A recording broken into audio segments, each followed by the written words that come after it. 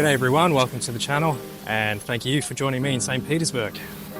By the way, we're here in the Trioxotletia Park, which is the park of the 300th year anniversary of St. Petersburg. And as you can see, we have this beautiful fountain here.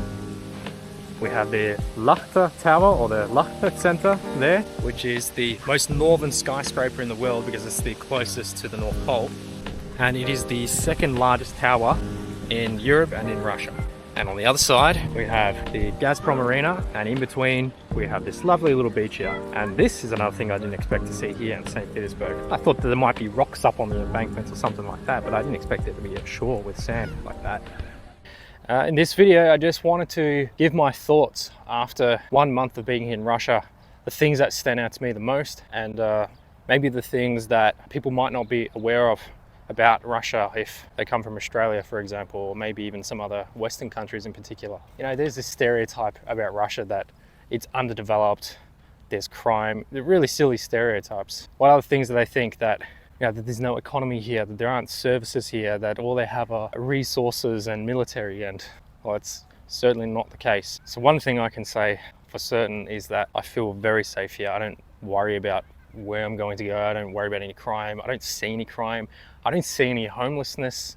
I don't see people struggling financially. Obviously, I can't ask everyone how they're going financially, but I see establishments very well frequented everywhere. Never seen anyone sleeping on the streets, never seen anyone begging. So one thing that's important when it comes to safety is family. I'll explain the feeling that I had here, and it just became more and more apparent with time. That was when I would go outside into parks, places like this. I noticed that there's a lot of family around, there's a lot of children around. They're always running around in their groups, especially now that the sun is out. And what I noticed is that the parents seem to feel comfortable with having the children playing out on the streets, going to the parks together, hanging out after school, and just having a good time and not worrying about if they're going to get into too much trouble, if there's going to be a crime or something bad's going to happen to them because they're kids. And it just occurred to me that I haven't felt that sense of safety and community from observing families until I was here. And that's very ironic, isn't it? Because people apply this stereotype about Russia being some unsafe place. But in fact, it's very family friendly. It's actually quite surprising. There are signs everywhere accommodating families, accommodating children. And unlike Australia, often there are signs around that say, please give priority to mum and dad and the child. They always include the father in the picture when they refer to family here.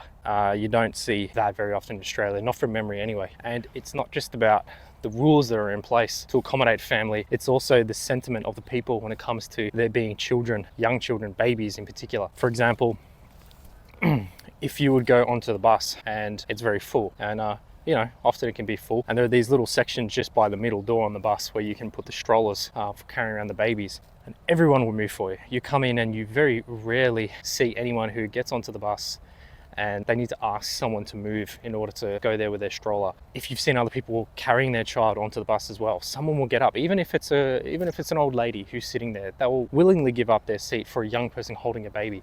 So, you know, children here are definitely accommodated.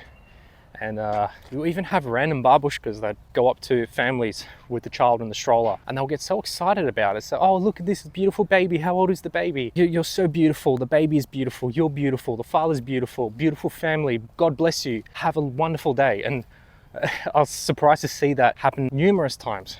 And I can't remember that happening one time where I'm from, which is Melbourne in Australia, by the way. I'm not trying to apply any kind of blanket perception over anything. Neither here in Russia nor in Australia. I'm not trying to say that there's no one who would do something like that in Australia and that everyone would do something like that and have this friendly sentiment here. So it's a little bit odd because I almost completely forgot to film one of the top things in my mind, and that's food. And in Russia, it's good. And that's important because I believe that food contributes to quality of life. So it's important to be happy with it wherever you are or wherever you're going. The variety of products and food in particular in Russia is definitely not lost on Russians. Compared to in Australia, for example, there's a lot more deli products that you can get, and there's heaps more sausages and salami and cheeses and variety of pretty much any product that you can get, like other dairy products, chips, alcohol. As you can see in one of the shorts that I already posted, that's not just true of hypermarkets where there's pretty much anything that you could get, at least anything that I could want, that's available at those hypermarkets. And it isn't just one hypermarket. You know, if you have access to a car or anything, or even just getting on a bus, you get to any of these hypermarkets that are around here. I think just in this area for me, there's like within 5-minute drive, if you're in the car, of course, and depending on traffic, you can get to about 3 of those hypermarkets. But even if it's a smaller little convenience store, then the variety is just good. Even if there's not a huge amount of it, just because it's a little store, like a convenience store or a slightly larger convenience store, then the quality of the products is just good. I think it's important. I think you could live even in some more depressing places in the world. Not that I'm saying it's like that here. I actually don't believe that to be true here. But you could live in places that, you know, make you a little bit happy in other regards, as long as you've got good quality food. You know, it really does lift the spirits, and Russia's definitely got that. The next thing I wanted to talk about was services. And that's something that I was surprised by here very early on too. Not only because there's good service here, there's a good variety of services, but because they're accessible until late hours as well. Whether you want all sorts of deliveries, whether you need to go to the store, get something done, whether you have to process some sort of documents and you need to do those things late as well. You know, people don't close up shops as early as they do in Australia. Normally your common time to close up stores, if you're not in the city centre, is about 5 o'clock. And even then, if it's a business in a city that runs out of an office, they'll usually close at about 5 o'clock as well. Whereas here, people are working till late. I guess people are working on different rosters so that it is still accessible to customers to come and do that at later hours.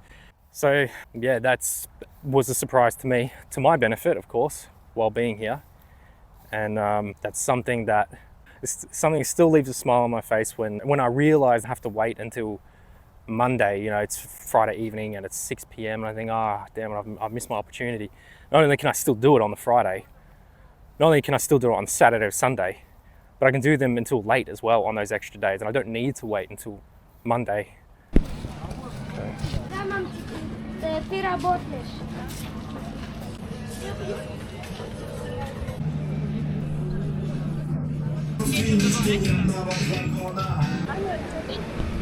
Здравствуйте. Можно мне, пожалуйста, холодную воду, пожалуйста?